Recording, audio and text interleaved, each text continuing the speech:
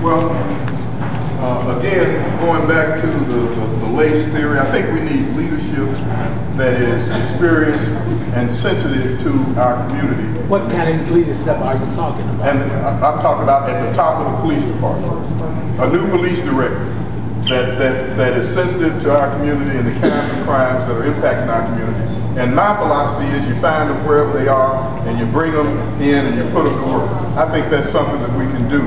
There are cities, Kansas City for one, you know, every other city outside of Memphis is seeing an 11% reduction in crime, and we're seeing growth.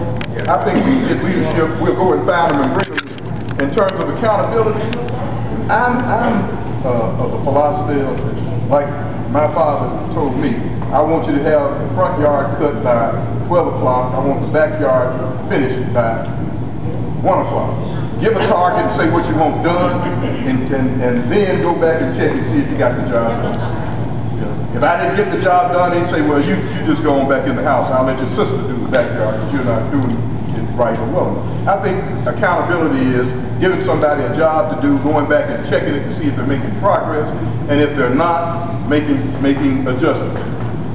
The other thing that we need to do is when we talk about crime, all we talk about is reaction. Action would be getting involved and together with the neighborhood associations and organizations and getting some of their thoughts and ideas and working with them on how you can act before the crime occurs. And there are a lot of approaches to that. There's neighborhood watch, there's community watch, there's know your neighbor. There are a lot of things that can be done to set up and create deterrence to crime.